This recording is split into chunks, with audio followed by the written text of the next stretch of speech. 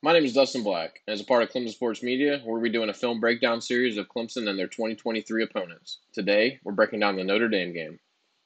So I really thought that physicality was going to be a problem for Clemson on Saturday, particularly on this side of the ball. With Clemson's patchwork offensive line and learning that Marcus Tate was out for the season, you really thought, no matter who they plug in there, they're not going to be as effective as Marcus Tate would have been. And, here we go, game nine, probably starting about the eighth or ninth different combination to start off with. So it was one of those things going into the game on paper, you're not really looking to and encouraged by what the offensive line is going to be able to do to this stout defensive line and just the stout defense overall that Notre Dame has. But the offensive line impressed me on Saturday, and a lot of it was due to the scheme change up front. They really simplified things for these guys. It wasn't a lot of pulling guards and tackles like we typically see with Clemson and the Riley offense. The GT counter is kind of the bread and butter, and we've been running it a lot. But this game, you didn't really see it at all. A lot of it was duo. A lot of it was just pretty simple. You pull the tight end to set the edge, and then you just block the guy in front of you and you drive him backwards. I mean, that was pretty much the blocking scheme. A lot of duo. Dabo talked about in the press conference, a lot of double team blocks up front. So they really just simplified things for these guys, and it definitely paid dividends. Now, this is the first run of the game, and this was a statement. I mean, coming out and getting the ball and really just gaining 9-10 yards on your first play and driving a lot of these guys backwards, resetting the line of scrimmage, getting to the second level. There's just a lot of good things here in this clip, particularly right there, Blake Miller and Harris Sewell and Putnam getting off their first block, climbing to the second level, and really resetting the line of scrimmage. I mean, when you look at where these linemen are when the play's over, I mean, you only got one back towards the line of scrimmage. You got one guy who's pancaking a Notre Dame defender, and you got three guys who are 6, 7, 8 yards downfield. That's how you become explosive in the run game is getting off those first blocks, taking care of the linebackers, and just driving them backwards. And Clemson did a great job of that on Saturday, and it definitely paid dividends. And obviously, you saw the rushing stats, and the passing game was woeful again. Only 109 yards passing. So without this rushing and without this different blocking scheme, I don't think Clemson has nearly the success on offense that they would have had on Saturday. And credit to Maffa. Maffa had a really good game. I know that everyone wants to talk about the offensive line, about how they whooped Notre Dame up front, but I mean a lot of it's Maffa too. It's possible for a running back to make an offensive line look better, and what that basically looks like is a lot of these times, Notre Dame had Maffa or even Dominique Thomas that one time in the game at the line of scrimmage or behind, and they just broke tackles, and they turn negative gains or no gains into 4 or 5 yards, and that's crucial for an offense staying on schedule and being able to move the chains. So I thought Maffa had a great game on Saturday, made the offensive line look better than probably what they played. But credit to everybody. Credit to the coaches. Credit to the offensive line. Credit to Maffa. Just really a clinic on Saturday on how to run the football, and definitely enjoyed watching it. So coming into this game, Notre Dame was either second or third in the country, I can't remember, in quarterback pressures. They're a really blitz-heavy team. They really get after the quarterback. Their defensive line good. They have good scheme for blitz and stunts and twists and all that stuff, all which you thought would be a recipe for disaster for Clemson after everything we've watched this year. But Cade did a really good job of getting the ball out of his hands quick. Riley did a good job of drawing stuff up for Cade to get the ball out of his hands quick. And this was really good. One thing I don't think we've seen much of this year is us scoring a touchdown on first and goal. Even if we do get first and or even if we do get goal-to-goal situations, it usually takes us 3 or 4 plays to get in there. So scoring on first and goal is a big plus.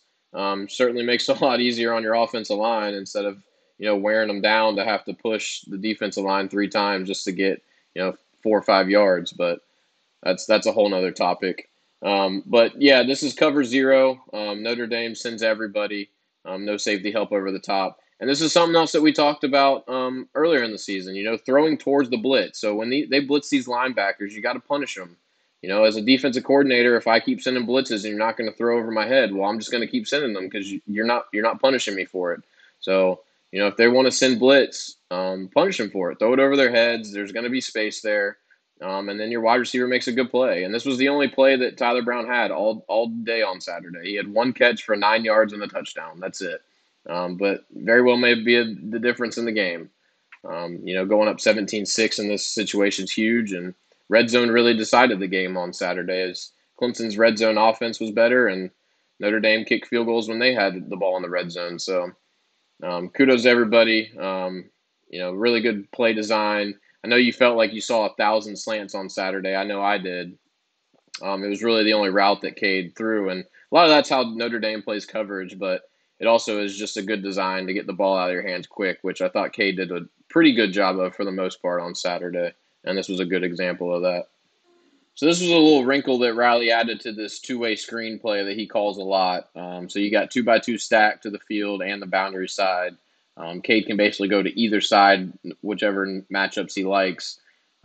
Usually this is a two-way screen, and that's how he usually runs it. But what they're going to do is they're going to bluff the screen, and they're going to send Sage Ennis down the sideline. Now, the only thing I'm going to nitpick here is I just want Cade to release the ball sooner. So right here, he takes a big step back, right? Probably not his proper footwork, probably not how he's coached, right? So then he's going to take another step here. Still doesn't have his feet set. Sage Ennis is already wide open. You got both defensive backs committed to stopping the screen. I mean, your feet have to be set, and the ball's got to be out. If he does this, Sage Ennis is one-on-one with the safety. I'm not saying Sage Ennis is going to beat that safety, but you take those odds. Instead, Cade's going to take another step back, and he's going to have no base to his throw. This is just an arm throw. Luckily, Sage Ennis is wide open, so it doesn't matter. It floats over to Sage Ennis' hands. He catches it, but then he gets popped. Now, him getting popped is Cade's fault. Cade's got to, get the ball out of his hands a little bit quicker there. He's got to recognize that this play is going to hit. As soon as Sage is open, right? First of all, his footwork's not great. That's a big step back. And then, if his feet are set here and he drives this ball to Sage Ennis is able to get his head up and see that safety coming. But instead, Cade takes another step, floats it, and Sage Ennis gets popped. Now, luckily, Sage Ennis comes back into the game, and it's, he's not seriously injured, but, it's definitely Cade's fault there why Sage Ennis gets popped. And, you just want Cade to have a little bit better internal clock, I would say, or, just be able to see that that's going to open up.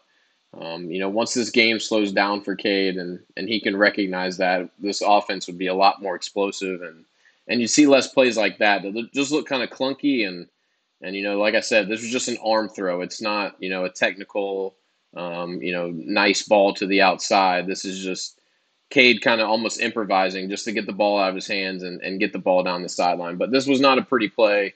Great play design. Obviously it worked, bluffing the screen. Both defensive backs are committed, but, obviously the pressure gets to him a little bit, and you just like to see him process this a little faster, I would say. So besides the touchdown run in the first half, this is my favorite run on Saturday. I thought that, Clemson really blocked well as a unit here. Everyone was involved. The wide receivers were involved. You actually have Brenningstool out there to the slot on the boundary side. You got Sage Ennis in there. He's going to seal the back end. And then you got a couple of these linemen just driving their guys laterally, and it was really good to see. And then, of course, the icing on the cake, you got Moffa making a couple jump cuts and really using his field vision to get upfield. And, that's one thing that doesn't really get noticed on this play when you watch it on the broadcast is how well these wide receivers are blocking. It's not anything really, extravagant other than just effort. It's just, putting hands on somebody, pushing them one way or the other, or at least holding them long enough to where Moffa can, be effective. Stellato lets go of his guy here. Probably a smart move. You don't want to get a holding penalty there. But really just good blocking as a unit. And they're going to show up, from behind the line of scrimmage. So really that's what you have. You have a lot of the linemen blocking to the left. You got Sage Ennis coming around to, block the guy on the edge. And then this is what I mean with Moffa. So he's hitting that hole right when it opens. He anticipated that opening up. He didn't, just wait for the hole to open and then he's through. I mean, as soon as Blake Miller's through and he has a little bit of a gap, he's through that hole. Now, once he gets to that hole, he's jump cutting. And it's so smooth, it happens so quick that, the safety on the backside can't get around that block. And then he's upfield. So it's just a really good run, really good, blocking as a unit. Really good job by Say Genis. I thought he had probably the best day of his career on Saturday, particularly in a lot of these blocking roles. I thought that they utilized him really well, and he was effective. But just a really nice play and just a really nice run.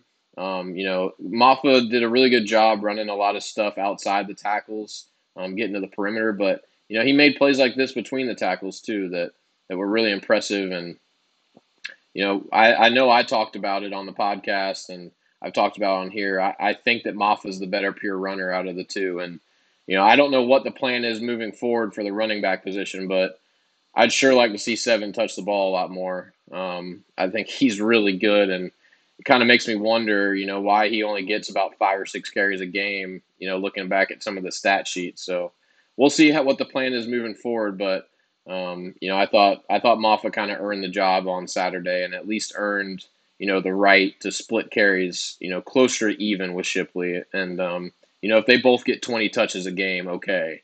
But I don't think that moving forward it should be a thing where Shipley's getting 22 carries and Maffa's getting 8. It needs to be a little bit more even split.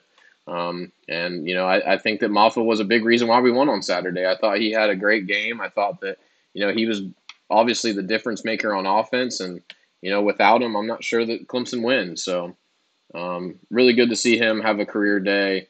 Really good to see this offensive line that's kind of makeshift, right? A lot of new guys in there, and they really blocked well as a unit on Saturday, and really good to see, really good run, and hopefully we see more of this going forward. My biggest concern with Cade going forward is I don't think he reads defense as well pre-snap, and I don't think he reads defense as well post-snap. I still don't think that he fully understands what he's looking at. Now, you got this formation, you got trips to the field side, you got Adam Randall lined up in the boundary, and you got Benjamin Morrison off over the top of Randall. Now, I like Randall, and I think that he has potential to be a great player. But him versus Benjamin Morrison is a complete mismatch.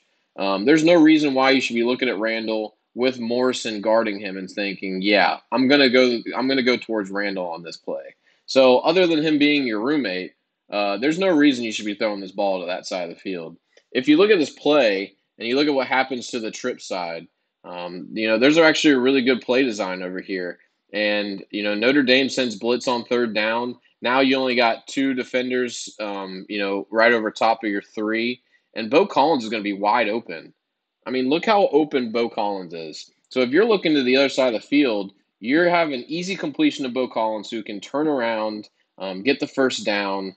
The closest player to him, and I guess would be his primary defender, is this Cam Hart, who's right over top the 3rd and 4 sign, number 5. So, I mean, there's no one around him. It's just a bad pre-snap read. It's obviously you're not seeing the field well post-snap, and he still has time. If there was an argument that Cade needed to release the ball now, if there was someone in his face where he needed to get the ball out, but he doesn't. He's got good protection here, and he's got plenty of time to throw this ball to Bo Collins. So that was just something I saw. It's a concern for me going forward with Cade. I don't think he makes good pre-snap reads, diagnosing mismatches and stuff like that. And I like Randall as a player, but he's not there yet. He's not 3rd and 4 lined up over their best cornerback. Throw it to him no matter what good. He's just not there yet. So I wish Cade would have, made a different read pre-snap, maybe diagnose, the blitz a little bit better. And if this blitz is coming, then this play is really easy. Then you just throw it over top of where the blitz is coming from. Bo Collins is wide open. So just a concern for me. Obviously, I'm happy for Cade. He really needed that win. It was a big win, probably one of the biggest in his career, outside of the ACC championship game last year. So it was a good win for him, but still something I'm looking to get fixed. And, in a quarterback-friendly offense, I don't think that, Cade is really making the right reads consistently yet.